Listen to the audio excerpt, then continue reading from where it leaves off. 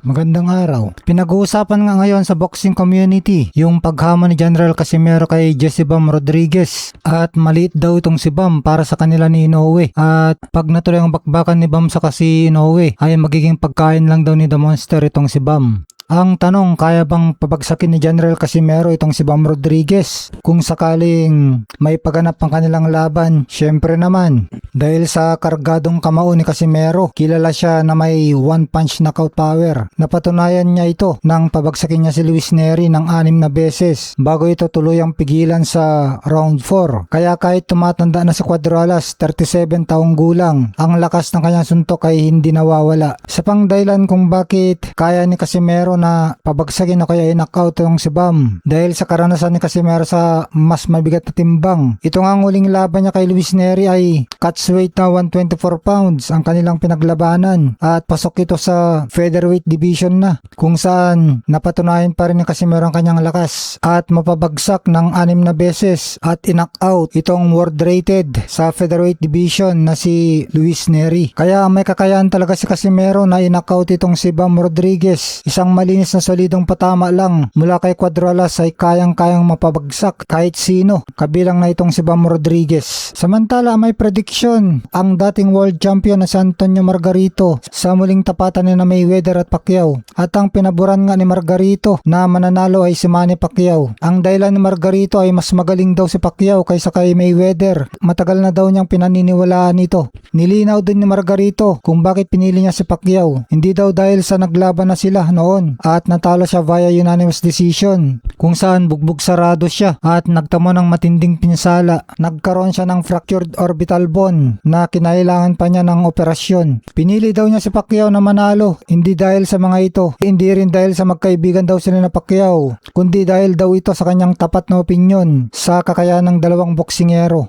Samantala, magandang bakbakan, ating kababayan na si Joey Canoy nagkaroon ng oportunidad para maging Unified World Champion sa paglaban niya kay Oscar Collazo. Ngayong paparating na linggo ang kanilang laban, June 21, 2026, Philippine time. Sa pustahan o betting odds ay heavy favorite itong si Collazo na manalo. Napakalaki ng agwat ng dalawang boksingero sa mga prediksyon. Minus 1,600 para kay Oscar Collazo. Ibig sabihin kailangan tumaya ng 1,600 pesos para manalo lang ng 100 pesos. Samantalang si Joey Canoy plus 750. Ibig sabihin kapag tumaya ka ng 100 pesos ay mananalo ka ng napakalaking 750 pesos. Si Oscar Collazo may record na 14 wins, 0 loss, 11 knockout wins. Hawak niya ang WBA, WBO at Ring Magazine minimum weight titles. Siya ay nananatiling walang talo at itinuturing na isa sa pinakamahusay sa kanyang timbang. Itong laban niya kay Joey Canoy ay itinuturing niyang activity fight lang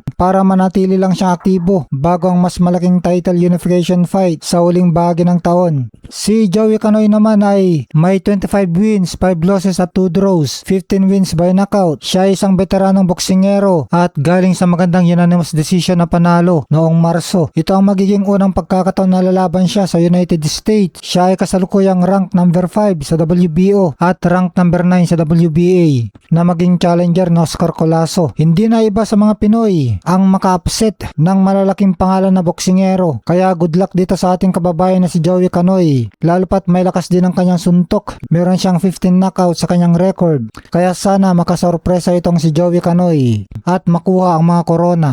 Ayon naman sa ating dating world champion na si Melvin Jerusalem na posible daw manalo si Joey Canoy kay Oscar Collazo. Malaki ang tiwala ni Melvin Jerusalem kay Joey Canoy at may basehan naman itong pananaw niya na ito dahil dati na silang naglaban kung saan natalo nga si Melvin Jerusalem noon kay Joey Canoy via unanimous decision kung saan napabagsak pa ni Canoy si Jerusalem sa round 7. Kaya dahil dito alam mismo ni Jerusalem na hindi basta-basta si Canoy at may kakayahan itong magpatumba ng kampiyon.